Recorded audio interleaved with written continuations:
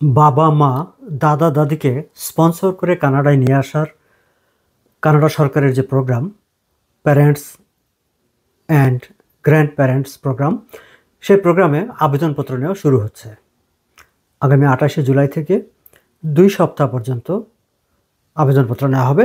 এবং সরকারের এ পর্যায়ের এবছরের যে টার্গেট লক্ষ্যমাত্রা 10,000 আবেদনপত্র, মানে পূর্ণাঙ্গ আবেদনপত্র নেওয়া। না, আপনারা যে কেউ চাইলেই সেই প্রোগ্রামে আবেদন করতে পারবেন না। যদিও এটি বাবা মা দাদা দাদি নানা নানিকে স্পন্সর করে স্থায়ীভাবে কানাডায় নিয়ে আসার জন্য এই প্রোগ্রাম, কিন্তু এই প্রোগ্রামে কারা আবেদন করতে পারবেন?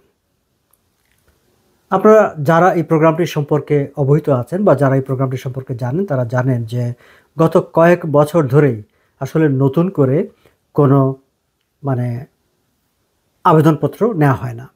যেটি হয় 2022 সাল পর্যন্ত সরকার যে আবেদনপত্রগুলো তাদের পোলে জমা আছে, মানে ঠিক আবেদনপত্র না, সেই সময় পর্যন্ত এটির যে নিয়ম, সেই নিয়ম অনুসারে হচ্ছে যে প্রথমত একটি নির্দিষ্ট সময়ে স্পন্সর করার জন্য বাবা মা দাদা দাদি নানা নানিকে স্পন্সর করার জন্য একটা নির্ধারিত ফর্মে আগ্রহপত্র পূরণ করে জমা দিতে হতো।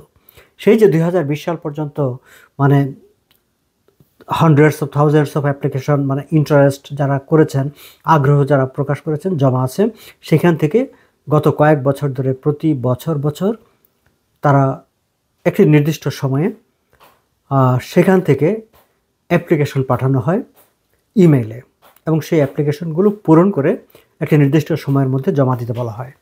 তারপর চলে যাচাই বাছাই প্রক্রিয়া। যারা সব ক্রাইটেরিয়া পূরণ করতে পারেন বা যারা পূর্ণাঙ্গ আবেদনপত্র জমা দেন এবং ক্রাইটেরিয়া পূরণ করতে পারেন, তাদেরকে সুযোগ দেওয়া হয় তাদের বাবা মা দাদা দাদি নানা নানিকে স্পন্সর করার।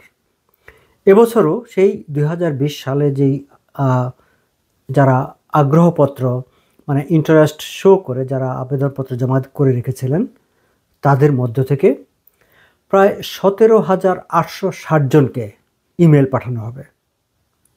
এই যে 17,860 জনকে ইমেল পাঠানো হবে, কিন্তু সরকারের টার্গেট কিন্তু 10,000, অর্থাৎ সরকার ধরে নিচ্ছে যে এদের মধ্যে অনেকে আবেদন আর করবেন না, অনেকেই কোয়ালিফাই করবে না, কিংবা অনেকের আবেদনপত্র পূর্ণাঙ্গভাবে হয়তো ফুলফিল করা হবে না, বাদ পড়ে যাবে। ফলে এই 17,860টি আবেদনপত্রের মধ্য থেকে তারা 10,000 জনকে বাছাই করবেন যারা তাদের বাবা মা দাদা দাদি নানা নানিকে স্পন্সর করতে পারবেন।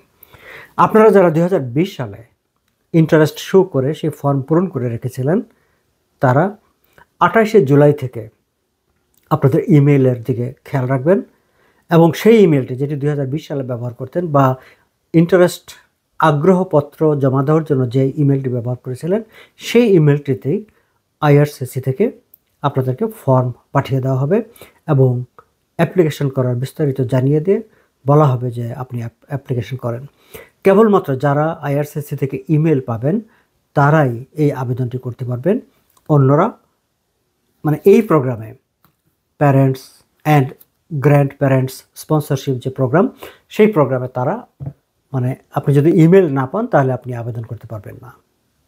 সো দর্শক, যারা সেই সময়ে ইন্টারেস্ট শো করে ফর্ম পূরণ করে রেখেছিলেন, তারা আপনাদের ইমেলের দিকে খেয়াল রাখবেন 28শে জুলাই থেকে পরবর্তী 2 সপ্তাহ পর্যন্ত।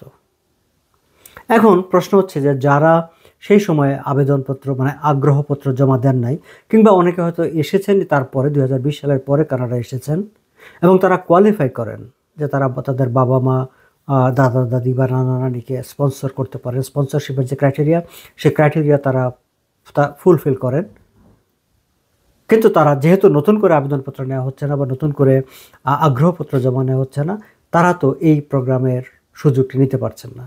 তাহলে তারা কি করবেন? তাদের জন্য সরকারের আরেকটি প্রোগ্রাম আছে যেটি সুপার ভিসা। আপনারা জানেন যে সুপার ভিসার আওতায় আবেদন করে বাবা মা দাদা দাদি নানা নানি তাদেরকে কানাডায় অস্থায়ীভাবে নিয়ে আসা যায়। অস্থায়ীভাবে হলেও তারা, মানে আগে এটি 2 বছরের মেয়াদ ছিল, এখন 5 বছর পর্যন্ত টানা আপনার সঙ্গে থাকতে পারবে, কানাডায় থাকতে পারবে। 5 বছর পরে আবার আপনি 2 বছরের এক্সটেনশনের আবেদন করতে পারবেন, এবং তাহলে 7 বছর হয়ে গেল। 7 বছর পরে আপনি হয়তো কানাডা থেকে আবার বাইরে চলে গেলেন, আবার ফিরে এসে নতুন করে আবার 5 বছর, আবার 2 বছরের এক্সটেনশন, এইভাবে একটি। তবে এই জায়গাটি হচ্ছে যে আপনি যতই মানে সুপার ভিসায় যারা আসবেন তারা এখানে আসলে অস্থায়ী হিসাবে, টেম্পোরারি রেসিডেন্ট হিসাবেই তারা থাকবেন, ভিজিটর হিসাবেই তারা থাকবেন। কিন্তু এই যে প্যারেন্টস অ্যান্ড গ্র্যান্ড প্যারেন্টস যে স্পন্সরশিপ প্রোগ্রাম, ওই প্রোগ্রামে যারা সিলেক্টেড হচ্ছেন তারা আসলে কানাডায় স্থায়ীভাবে আসছেন, মানে একেবারে পার্মানেন্ট রেসিডেন্ট হয়ে আসার সুযোগ পাচ্ছেন।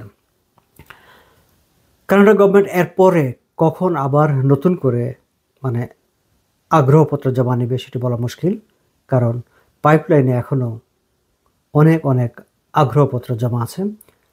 কানাডা ইমিগ্রেশন এখন পর্যন্ত তাদের যে সিদ্ধান্ত, সেই সিদ্ধান্ত হচ্ছে যে এই পাইপলাইনে পোলে জমা থাকা এই ইনটেন্ট বা আগ্রহপত্রগুলি শেষ নিষ্পত্তি না হওয়া পর্যন্ত তারা খুব সম্ভবত নতুন করে আর আবেদনপত্র নিচ্ছেন না।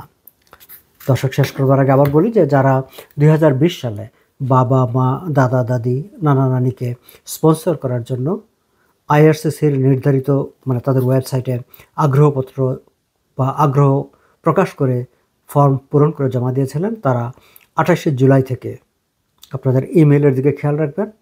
ইমিগ্রেশন কানাডা আইআরসিসি আপনাদের জন্য আবেদনপত্র পাঠাতে শুরু করছে। 17,860 জন কাছে আবেদনপত্র মানে ইমেল যাবে, কিন্তু 10,000 পরিপূর্ণ স্পন্সরশিপ আবেদন এবছর কানাডা ইমিগ্রেশন গ্রহণ করবে এবং স্পন্সরশিপের সুযোগ দেবে। আজ এ পর্যন্তই, ভালো থাকবেন আপনারা।